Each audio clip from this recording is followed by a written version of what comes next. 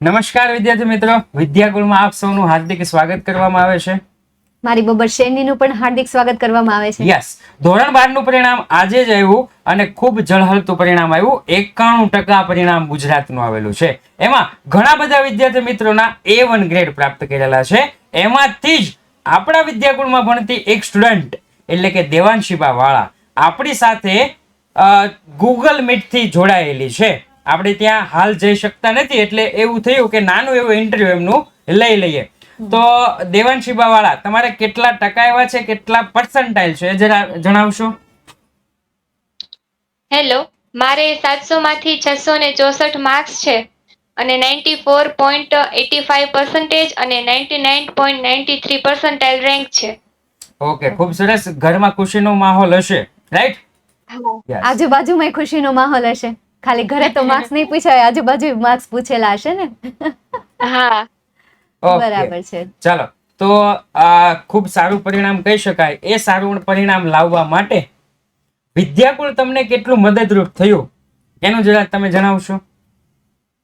હું સ્ટાર્ટિંગ થી જ તે વિદ્યાકુલ એપ ઉપર ભણું છું. પેડ બેચ છે એની અંદર ભણું છું અને ડે 1 થી મેં બધા જ લેક્ચર અટેન્ડ કરેલા છે. લાઈવ લેક્ચર હું જોઉં છું અને વિદ્યાકુલમાં ખૂબ જ સારી ફેસિલિટીઝ આપવામાં આવે છે. એમાં લાઈવ લેક્ચર, પછી એના એ જ લેક્ચર રેકોર્ડિંગ આપવામાં આવે છે કે જેથી મને ક્યારે પણ એમ થાય કે આ દાખલો તો મને નથી આવડતો તો હું એનું રેકોર્ડિંગ પણ જોઈ શકું છું.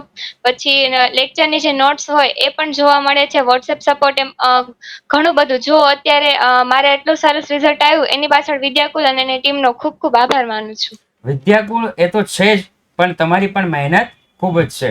રેડી? ઓકે, તમારી શાળા અને કઈ જગ્યાએ રહો છો ને એ મને જરા જણાવજો.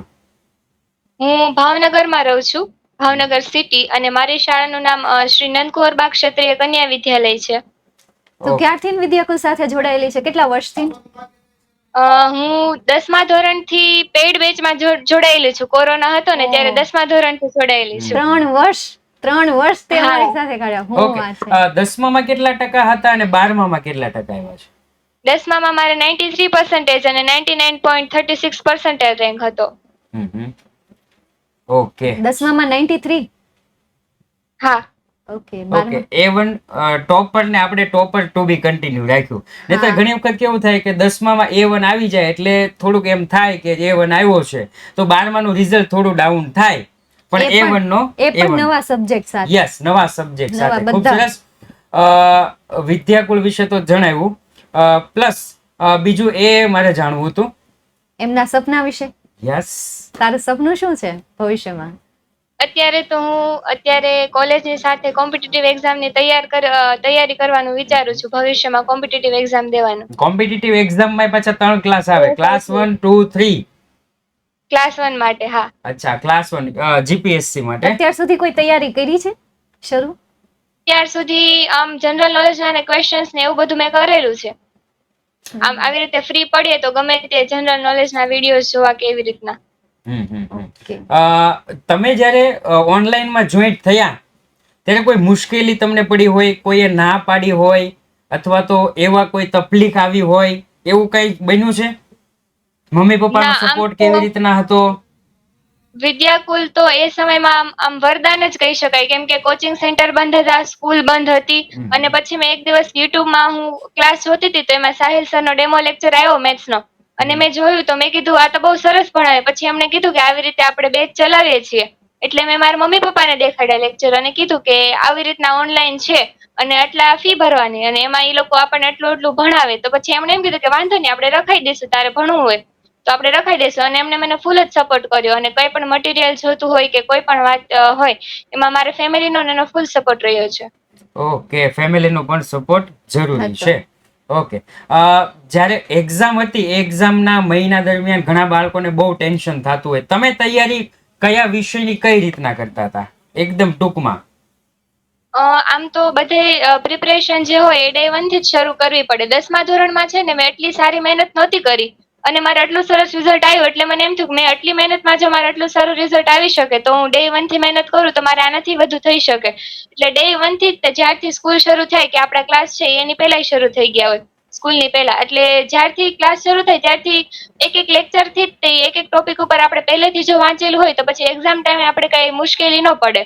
અને થિયરિકલ સબ્જેક્ટ જે હોય એમાં તો તમે જેટલું ટેક્સ્ટ બુક વાંચો, ટેક્સ્ટ બુકને પ્રેફર કરો એટલું જ તમે એમાં વધુ સરસ અને એ ટેક્સ્ટ બુકની ભાષામાં તમે લખી શકો. ઘણી વાર એવું થાય કે આવું ટેક્સ્ટ બુકમાં આપ્યું છે એવું ને એવું મારે કેમ લખવું, પણ જેટલી વાર તમે ટેક્સ્ટ બુક વાંચેલી હોય ને પછી એ વાક્ય તમારા મગજમાં રહી જાય.